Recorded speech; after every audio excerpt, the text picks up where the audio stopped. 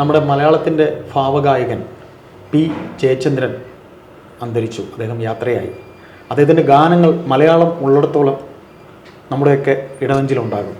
അത്ര മനോഹരമായ ഭാവഗാനങ്ങളാണ്. അല്ല, ജയചന്ദ്രനെ കുറിച്ച് പറയുമ്പോൾ നമുക്ക് എവിടെ തുടങ്ങണം എവിടെ അവസാനിപ്പിക്കണം എന്നുള്ളതറിയില്ല. മലയാളിയെ സംബന്ധിച്ചിടത്തോളം പാട്ട് എന്ന് പറഞ്ഞ സിനിമാ ഗാനങ്ങളാണ് അന്നും അതെ ഇന്നും അതെ. ഇപ്പോൾ ശാസ്ത്രീയ സംഗീതമൊക്കെ അഭ്യസിച്ചിട്ട് അത് പഠിച്ച് അല്ലെങ്കിൽ അതിൽ സാധകം ചെയ്തൊക്കെ പാടുന്ന ആളുകൾ അവരെല്ലാം പാട്ടുകാർ എന്ന് പറയുന്നത് ശരിക്കും പറഞ്ഞ സിനിമാ പാട്ടുകാരെയാണ് ജനം അംഗീകരിച്ചേക്കുന്നത്. അപ്പോൾ ആ തരത്തിൽ നോക്കുമ്പോൾ യേശുദാസും ജയചന്ദ്രനും ഒക്കെയാണ് മലയാളിയുടെ പാട്ട് ജീവിതമായിട്ട് അടുത്ത് നിൽക്കുന്ന ആളുകൾ. അതിൽ തന്നെ ജയചന്ദ്രനെ നമ്മൾ അറിയപ്പെടുന്നത് ഭാവഗായകൻ എന്നാണ്. ഇപ്പം മലയാളിയുടെ സങ്കടമാവട്ടെ, സന്തോഷമാവട്ടെ, വിരഹമാവട്ടെ, വിപ്രലംഭമാവട്ടെ, ഏത് ഭാവത്തിനും ജയചന്ദ്രൻ്റെ ഒരു പാട്ടെങ്കിലും അവരുടെ ജീവിതമായിട്ട് ബന്ധപ്പെട്ട് നിൽക്കുന്നുണ്ടാവും.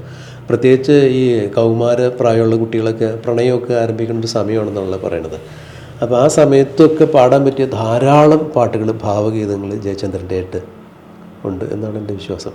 അപ്പോൾ ജയചന്ദ്രനെ പോലുള്ളൊരു ഗായകൻ ഭൗതികമായിട്ട് മാത്രമേ നമ്മുടെ ഇവിടുന്ന് പോകുന്നുള്ളൂ. തീർച്ചയായിട്ടും അദ്ദേഹം നമുക്ക് തന്ന ഏതാണ്ട് 19,000 ചിഷ്ടം പാട്ടുകളുണ്ട് എന്നുള്ളതാണ് പുറത്ത് വന്നേക്കുന്നത്. ആ ഗാനങ്ങൾക്കൊന്നും ഒരിക്കലും ഒരു മരണമില്ല. അതുകൊണ്ട് തന്നെ ആ ഗാനങ്ങളിലൂടെയൊക്കെ അദ്ദേഹം എന്നും മലയാളിയുടെ മനസ്സിലുണ്ടാവും. മലയാളിയുടെ മാത്രമല്ല, അദ്ദേഹം ദക്ഷിണേന്ത്യൻ ഭാഷയിൽ മറ്റേ തമിഴിലുമൊക്കെ ഒരുപാട് ഒത്തിരി ഗാനങ്ങൾ, നല്ല ഗാനങ്ങൾ പാടിയിട്ടുണ്ട്. രാസാത്തി എന്നൊക്കെ നല്ല പാട്ടുകൾ ധാരാളം പാടിയിട്ടുണ്ട്. അപ്പോൾ ജയചന്ദ്രൻ എന്ന് പറഞ്ഞാൽ നമുക്കിപ്പോൾ യേശുദാസ് എന്ന മഹാവേരുവിൻ്റെ തണലിൽ അല്ലെങ്കിൽ ആ മഹാവേരുവിൻ്റെ കീഴിൽ തൻ്റേതായിട്ടൊരു പാത വെട്ടിത്തെളിച്ച് തൻ്റെ വ്യക്തിത്വം കൊണ്ട് ശ്രദ്ധ നേടിയ ഒരു ഗായകനാണ്. സ്വയം വെട്ടിത്തെളിച്ച. അതെ, ഇപ്പോഴത്തെ ഗായകരൊക്കെ യേശുദാസ് നമുക്ക് എല്ലാവർക്കും വലിയൊരു ഇൻസ്പിറേഷനാണ്. പക്ഷെ പാടി വരുന്ന ആളുകൾക്ക് എല്ലാവർക്കും യേശുദാസിൻ്റെ സ്വാധീനം കാണാൻ. പലരും വെളുത്ത വസ്ത്രങ്ങൾ ഇടുക, താടി വളർത്തുക, യേശുദാസിൻ്റെ ശബ്ദം അനുകരിക്കുക. പക്ഷേ ജയചന്ദ്രൻ പാടി വരുമ്പോൾ അങ്ങനെയായിരുന്നില്ല. സ്വതസിദ്ധമായൊരു ശൈലിയാണ്. അതുകൊണ്ട് തന്നെ നമ്മൾ പറയുന്നത് എന്താണ്, യേശുദാസ് ജയചന്ദ്രൻ. തീർച്ചയായിട്ടും അങ്ങനെ പറയണേ. അപ്പോൾ ഈ രണ്ട് ശൈലി വേറിട്ട ശൈലിയാണെന്ന് നമ്മുടെ മനസ്സിൽ, മലയാളിയുടെ മനസ്സിൽ പതിഞ്ഞു. എന്തുകൊണ്ടാണ്? അദ്ദേഹത്തിൻ്റെ സ്വതസിദ്ധമായൊരു ശൈലിയാണ്. ഇതിലെടുത്ത് പറയേണ്ട ഒരു കാര്യം എന്ന് പറഞ്ഞാൽ, അദ്ദേഹം ശാസ്ത്രീയ സംഗീതം അഭ്യസിച്ചിട്ടില്ല. രാജകുടുംബത്തിലാണ് ജനിച്ചത്, പാലിയത്ത് കുടുംബത്തിലാണ് ജനിച്ചത്. അച്ഛനും അമ്മയും വലിയ പാരമ്പര്യമുള്ള കുടുംബത്തിൽ ജനിച്ച ആളുകളായിട്ട് പോലും അന്നത്തെ അവരുടെ ഒരു സാമ്പത്തിക സ്ഥിതിയൊക്കെ അനുസരിച്ച് വേണമെന്നുണ്ടെങ്കിൽ ശാസ്ത്രീയ സംഗീതം വീട്ടിലാളെടുത്ത് പഠിപ്പിക്കാമായിരുന്നു. അപ്പോഴൊന്നും ആ പതിവ് ചിട്ടവട്ടങ്ങൾക്കൊക്കെ വഴങ്ങാത്ത ഒരു ധിക്കാരിയായ ഒരു തമ്പുരാൻ്റെ പ്രകൃതിയായിരുന്നു ഇപ്പോഴുണ്ടായിരുന്നത്. ഞാൻ മനസ്സിലാക്കിയെടുത്തോളം വ്യക്തിപരമായ ഒരു ബന്ധം ഉണ്ടായിരുന്നു എനിക്ക് ചേട്ടനായിട്ട്. കഴിഞ്ഞ കുറച്ച് കാലങ്ങളായിട്ട് വിസിറ്റേഴ്സിനൊന്നും അനുവദിച്ചിരുന്നില്ല. അതുകൊണ്ട് അങ്ങനെയൊന്നും പോയി കാണാനും പറ്റിയിട്ടില്ല. ഔഷധയിലായിരുന്നു. കഴിഞ്ഞ ദിവസം പറയുന്നത് കേട്ടു. ഇന്നിപ്പോൾ ശരത് സാറ് പറഞ്ഞു, സംഗീത സംവിധായകൻ ശരത് സാറ് പറഞ്ഞു അദ്ദേഹത്തിന് കാണണമെന്ന് ഒരുപാട് ആഗ്രഹം ഉണ്ടായിരുന്നു. അവസാനം വിളിച്ച് ചോദിച്ചു, ഒന്ന് വന്ന് ഞാൻ കണ്ടോട്ടെ എന്ന് ചോദിച്ചപ്പോൾ, വേണ്ടടാ, നിനക്ക് സഹിക്കാൻ പറ്റില്ല കണ്ടാല്, എന്നെ കാണണ്ട എന്നുള്ളൊരു വാശിപ്പുറത്ത് ആരെയും അവസാനം വിസിറ്റേഴ്സായിട്ട് വേണ്ട എന്നുള്ളത് പുള്ളിയുടെ ഈ ചേട്ടൻ പറഞ്ഞ പോലെ ആ ധിക്കാരിയുടെ ഒരു ധിക്കാരപരമായ സ്നേഹം കൊണ്ടുള്ള ധിക്കാരമായിരുന്നു ആ കാണിച്ചത്. ശരത് കരഞ്ഞുകൊണ്ട് ഇന്ന് പറഞ്ഞത്, ശരത് സാറ് പറഞ്ഞത് അദ്ദേഹത്തിനെ കാണാൻ അനുവദിച്ചില്ല എന്നാണ് പറഞ്ഞത്. അല്ല, ഇത് തന്നെയാണ് ഇന്നലെ ചിത്ര ചേച്ചിയൊക്കെ പറഞ്ഞത്. ഒരു ആത്മബന്ധമുള്ള സ്നേഹം കൊണ്ടുള്ള ധിക്കാരമാണ് ശരിക്കും. പിന്നെ അല്ലാതെ നിലപാടുകൾ തുറന്ന് പറയണതിൽ വളരെ തീക്ഷ്ണമായിട്ടുള്ള അഭിപ്രായങ്ങളൊക്കെ പറഞ്ഞു തുടങ്ങി. ആരോടെ പറയണമെന്നൊന്നും നോക്കുന്നില്ല. തീർച്ചയായിട്ടും ഒരിക്കലും കോഴിക്കോട് ഒരു സംഗീത പരിപാടിക്ക് ചെന്ന് കഴിഞ്ഞപ്പോൾ, വർഷങ്ങൾക്കപ്പുറമാണ്, അന്ന് അവിടെ വീഡിയോ ഷൂട്ട് ചെയ്യേണ്ടത്. അപ്പോൾ ഈ സ്പോട്ട് ലൈറ്റ് ഇങ്ങനെ വെച്ചിട്ട് അദ്ദേഹത്തിന് ചെറിയൊരു പുസ്തകത്തിലെ പാട്ടുപുസ്തകം അത് നോക്കി വായിക്കാൻ ബുദ്ധിമുട്ടാണ്. ലൈറ്റ് വന്നപ്പോൾ അത് ഓഫ് ചെയ്യാൻ പറഞ്ഞു. അപ്പോൾ ഷൂട്ട് ചെയ്യണതിൻ്റെ പേരിൽ സംഘാടകർ അത്ര അത് സമ്മതിച്ചില്ല, ലൈറ്റ് ഓഫ് ചെയ്തില്ല. അപ്പോൾ എന്ത് ചെയ്തു, ഓഡിയൻസിന് അനഭിമുഖമായിട്ട് പാടി. അതായത് ബാക്ക് വശം ഓഡിയൻസിനെ കാണിച്ചിട്ട് തിരിഞ്ഞെന്ന് പാടി. പത്രത്തോളമൊക്കെ ധാർഷ്ട്യം അല്ലെങ്കിൽ ധിക്കാരം. പക്ഷേ അങ്ങനെയാണെങ്കിൽ പോലും അദ്ദേഹത്തിനെ നമ്മൾ അറിയപ്പെടുന്ന പാട്ടുകാരെന്നാണ്. ഈ പാട്ടിൽ അദ്ദേഹം അദ്വിതീയനായിരുന്നു, ഇല്ലേ? ഈ അടുത്ത കാലത്ത് പാടിക്കണ പാട്ടുകൾ വരെ അല്ലേ മലയാളിയുടെ, അദ്ദേഹം പാടുന്നത് നാവ് കൊണ്ടല്ല, അദ്ദേഹം പാടുന്നത് ഹൃദയം കൊണ്ടാണെന്നാണ്. ഹൃദയം കൊണ്ടുള്ള പാട്ടാണ്. ഇപ്പോൾ യേശുദാസ് നമുക്ക് അത് one of the greatest singer of world എന്ന് എൻ്റെ ഒരു അഭിപ്രായത്തിൽ ഞാൻ പറഞ്ഞു. അതുപോലെ തന്നെ മലയാളത്തിൻ്റെ എടുത്തു പറയാൻ ഔട്ട്സ്റ്റാൻഡിങ് പെർഫോമർ തന്നെയാണ് ജയേട്ടൻ, ഇല്ലേ? ഇപ്പോൾ കോളേജ് സമയത്തൊക്കെ എന്താണ്, മോഹം കൊണ്ട് ഞാനൊക്കെ അല്ലേ, അത് രണ്ടുപേരും ശരി ഒന്ന് പാടി നോക്കും. മോഹം കൊണ്ടു ഞാൻ ദൂരേതോ ഇടം പൂത്തനാൾ മധു തേടി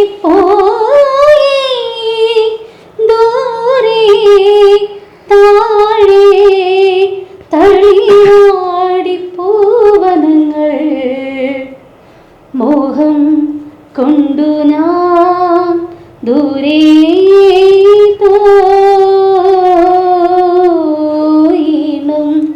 പൂത്തനാൾ മധു തേടിപ്പോയി. അത് തന്നെയാണ് ദൂരെ ഏതോ ഈണം പൂത്ത നാട്ടിൽ മധു തേടിപ്പോയി.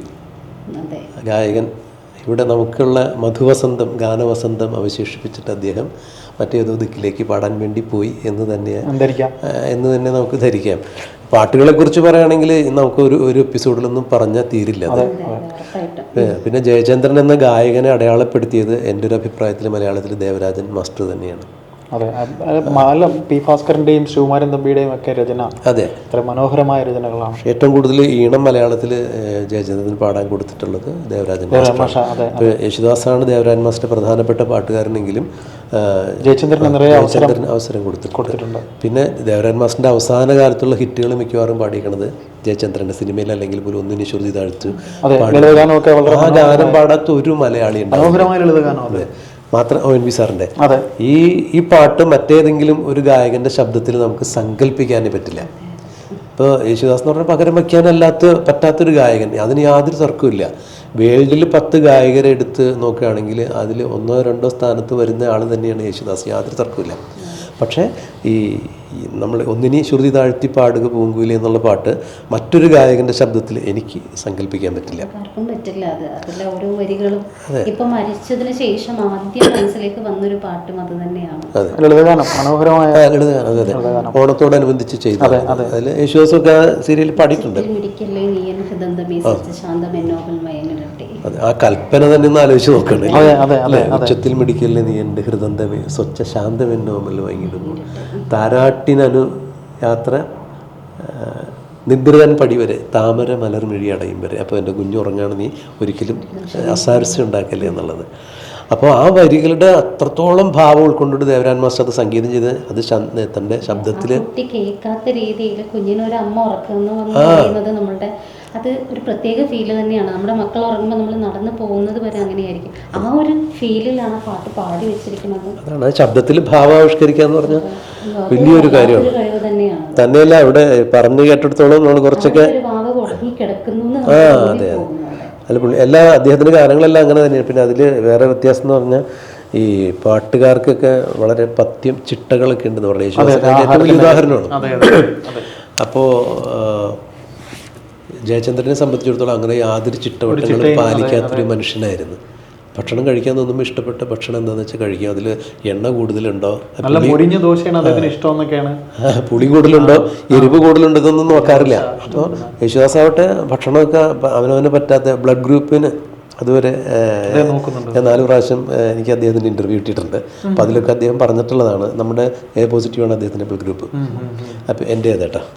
അപ്പോൾ ഈ A+ ബ്ലഡ് ഗ്രൂപ്പിന് ചേരാത്ത ചില ഭക്ഷണക്രമങ്ങൾ ഉണ്ട്. അപ്പോൾ അത് നോക്കിയിട്ടൊക്കെയാണ് യേശുദാസ് അങ്ങനെ ചിട്ട ഉണ്ടാക്കി വെച്ചിരിക്കുന്നത്. ഇദ്ദേഹത്തിൻ്റെ കാര്യത്തിൽ അങ്ങനെയൊന്നുമില്ല. ഇഷ്ടമുള്ള ഭക്ഷണം എപ്പോൾ കിട്ടിയാലും കഴിക്കും. ഭക്ഷണപ്രിയൻ കൂടിയായിരുന്നു.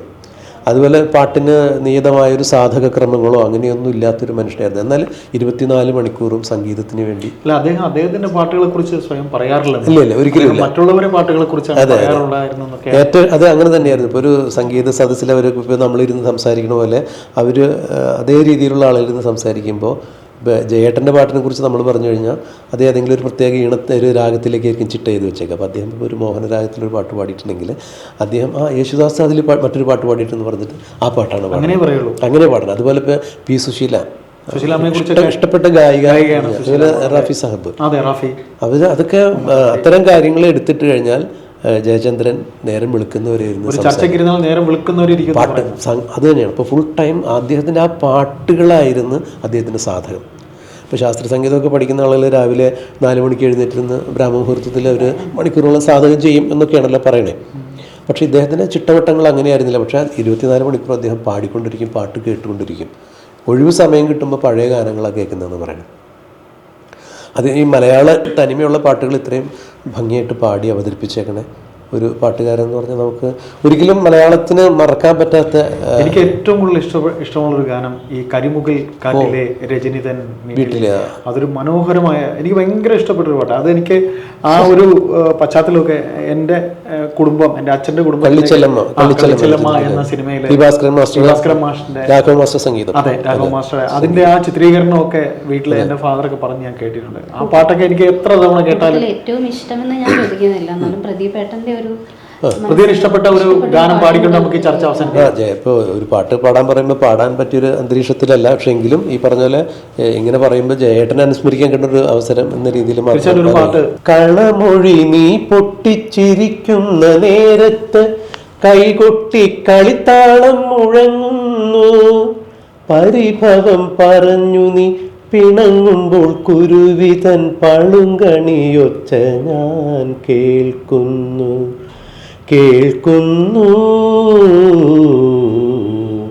മലയാള ഭാഷതൻ മാദക ഭംഗി നിൻ മലർമന്ദഹാസമായി വിരിയുന്നു, കിളി കൊഞ്ചും നാടിൻ്റെ ഗ്രാമീണ ശൈലി പുളിയിലക്കരമുണ്ടിൽ തെളിയുന്നു.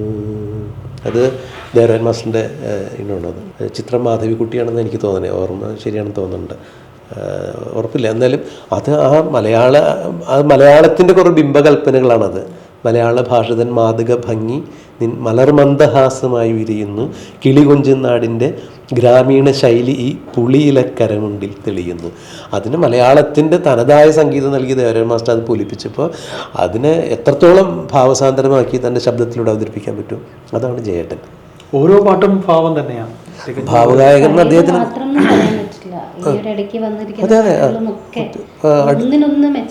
അടുത്ത കാലത്ത് മോഹൻ തമ്മിൽ നീണ്ട ഗ്യാപ്പിന് ശേഷം ജയേട്ടനാണ് പാടിയതെന്ന് നമുക്ക് ആദ്യം തോന്നിയിട്ടില്ല.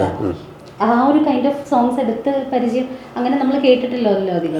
അപ്പോൾ ആ പ്രായം തമ്മിൽ മോഹൻ നൽകി അതൊക്കെ പോകുന്നത് കേട്ട് കഴിഞ്ഞാല് ഭയങ്കരമായിട്ട് നമ്മള് എല്ലാ ജനറേഷന്റെയും ഒപ്പം സഞ്ചരിക്കുന്നത്.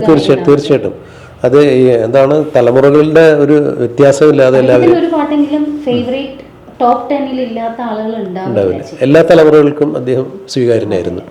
അത് വലിയൊരു കാര്യം തന്നെയാണ്. ഒരു ഗായകൻ എന്ന രീതിയിൽ ഇങ്ങനെ ചിരപ്രതിഷ്ഠ നേടാമെന്ന് പറഞ്ഞു വെച്ചിട്ടുണ്ടെങ്കിൽ അത് വലിയ കാര്യമാണോ. രവീന്ദ്രൻ മാഷിൻ്റെ ഈണങ്ങളും അദ്ദേഹം വളരെ ഭംഗിയായിട്ട് പാടിയിട്ടുണ്ട്. അവർ വലിയൊരു ആത്മബന്ധം ഉണ്ടായിരുന്നു. കുറേ കാലം രവീന്ദ്രൻ മാസ്റ്റർ സിനിമയിൽ പോപ്പുലർ ആവുന്നതിന് മുമ്പ് ജയചന്ദ്രൻ്റെ കൂടെയാണ് താമസിച്ചിരുന്നതൊക്കെ. അത് അദ്ദേഹം തന്നെ ഇൻ്റർവ്യൂവിലൊക്കെ എടുത്തു പറഞ്ഞിട്ടുണ്ട്. നമ്മുടെ ഓഡിയൻസൊക്കെ അറിയാവുന്ന കാര്യമാണ്. അപ്പോൾ അത് കൂടുതൽ നമ്മൾ പിന്നീട് അത് എടുത്തു പറയേണ്ട. പക്ഷേ ഏറ്റവും കൂടുതൽ നമുക്ക് തോന്നിയിട്ടുള്ളൊരു കാര്യം എന്ന് വെച്ച് കഴിഞ്ഞാൽ ഉള്ളതുപോലെ തുറന്നു പറയും. ഇപ്പോൾ അയ്യപ്പദാസിൻ്റെ അല്ലെങ്കിൽ ഐശ്വര്യമൊക്കെ ഒന്ന് നമുക്കൊന്ന് സൂചിപ്പിച്ചേക്കാം എന്ന് കണക്കാക്കിയിട്ട് അങ്ങനെ ഒരു വർത്തമാനം ഒന്നും പറയില്ല. മുഖത്ത് നോക്കി വെട്ടിത്തുള്ള തന്നെ ഒരു വാർത്താ ചാനലിൽ കഴിഞ്ഞിടയ്ക്കെന്ന് വെച്ചാൽ കുറച്ച് വർഷങ്ങൾക്ക് മുന്നേ വന്നൊരു വാർത്ത ശ്രദ്ധിച്ചപ്പോൾ അതിൽ ആങ്കർ നമ്മളുടെ ന്യൂസ് പ്രസൻറ്ററെ വിളിച്ചിട്ട് ജയചന്ദ്രൻ എന്നുള്ളത് ഇനിഷ്യലും മാറ്റി മറ്റേ ജയചന്ദ്രൻ സാറിന്റെ പേരാണ് എം ജയചന്ദ്രൻ എന്ന് പറഞ്ഞു. അപ്പൊ തന്നെ ആള് പറഞ്ഞു ആദ്യം എന്റെ പേര് പഠിച്ചിട്ടുണ്ട് എന്നിട്ട് എന്റെ ഇന്റർവ്യൂ എടുക്കുമെന്ന് പറഞ്ഞിട്ട് അപ്പൊ തന്നെ ആ കോള് കട്ട് ചെയ്ത് പോവുക ചെയ്തു. അങ്ങനെയാണ് ചില വേദികളിൽ നിന്നൊക്കെ ഇറങ്ങിപ്പോയിട്ടുണ്ട്. അങ്ങനെ ചെയ്തിട്ടുണ്ട്. ഞങ്ങളുടെ നാട്ടിൽ പടം വന്നിട്ടുണ്ട് വളരെ വർഷങ്ങൾ 20, 25, 30 വർഷം മുമ്പ്. നേരിട്ട് കാണാനുള്ള ഭാഗ്യം ഇതുവരെ കിട്ടിയിട്ടില്ല. ഞാൻ അങ്ങനെയാണ് അദ്ദേഹത്തെ കണ്ടിട്ടുള്ളത്. അല്ല ഞാൻ അങ്ങനെ ഒരു ഇപ്പോൾ നമ്മുടെ ഈ സംഗീതമൊക്കെ ആയിട്ട് ബന്ധപ്പെട്ട് കുറച്ച് അങ്ങനെ അത്തരം ആളുകളൊക്കെ ആയിട്ട് ബന്ധപ്പെടാൻ അവസരം ഒരു ഭാഗ്യം ജീവിതത്തിൽ ഉണ്ടായിട്ടുണ്ട് എനിക്ക്. അപ്പോൾ ആ സന്ദർഭത്തിലൊക്കെ അദ്ദേഹത്തെ അങ്ങനെ നമുക്ക് ഒന്നിലധികം തവണ അദ്ദേഹത്തിന്റെ സ്റ്റേജിൽ അദ്ദേഹത്തിന്റെ മരണശേഷം അദ്ദേഹത്തെ അടുത്തറിയുന്നവരൊക്കെ ശരിക്കും പ്രദീപ് പറഞ്ഞ പോലെ വളരെ അടുപ്പമുള്ളവർക്ക് വളരെ സങ്കടം അവരുടെ വാക്കുകളിൽ. കാര്യം അത്ര അങ്ങനെ ആ അടുപ്പം വളരെ ഇഴചേർന്ന അടുപ്പമായിരുന്നു എല്ലാവരുമായിട്ട്, ഒരുപാട് പേരുമായിട്ട്. ആ സംസാരിച്ചപ്പോൾ എല്ലാ പ്രശസ്തരും എന്നാൽ അത്ര പ്രശസ്തരല്ലാത്തവരും ഒക്കെ. അല്ല, അങ്ങനെ ഒരു കുട്ടിയുടെ മനസ്സായിരുന്നു. പുറമേക്ക് ധിക്കാരമൊക്കെ കാണിക്കുമെങ്കിലും ഇപ്പോൾ എല്ലാവരും അത്രയധികം അടുപ്പമുള്ള ആളുകൾ പറഞ്ഞേക്കണതാണ്. ജയചന്ദ്രനെ കൊണ്ട് നമുക്ക് ഒരു പാട്ട് പാടിപ്പിക്കണം എന്നുണ്ടെങ്കിൽ നിങ്ങൾ ആദ്യം ചെന്നിട്ട് പാട്ട് പാടുന്ന കാര്യം പറയാതെ അദ്ദേഹത്തിൻ്റെ അടുത്ത് പി സുശീലയുടെയോ റാഫി സാഹിബിൻ്റെ ഒക്കെ ഒരു പാട്ട് എടുത്തിട്ട് ആ പാട്ടിനെ കുറിച്ച് പറഞ്ഞു തുടങ്ങിയിട്ട് അദ്ദേഹം ആ മൂഡിലേക്ക് വരുമ്പോൾ നിങ്ങൾ പറയൂ. അപ്പോൾ അത്രത്തോളം നിഷ്കളങ്കമായിട്ടുള്ള ഒരു റാഫി പാട്ട് കേൾക്കാതെ ഉറങ്ങില്ല. ഇന്റർവ്യൂല് പറയുന്നത് കേട്ടു, ഒരു ദിവസം ഒരു പാട്ടെങ്കിലും കേൾക്കാതെ ഉറക്കത്തിലേക്ക് പോകില്ല റാഫി സാബിന്, അത്ര ഇഷ്ടമായിരുന്നു എന്ന്. അതെ അതെ, എത്ര പാട്ടുകൾ. അപ്പോൾ അതെല്ലാം നന്നായിട്ട് പാടുകയും ചെയ്യുമായിരുന്നു.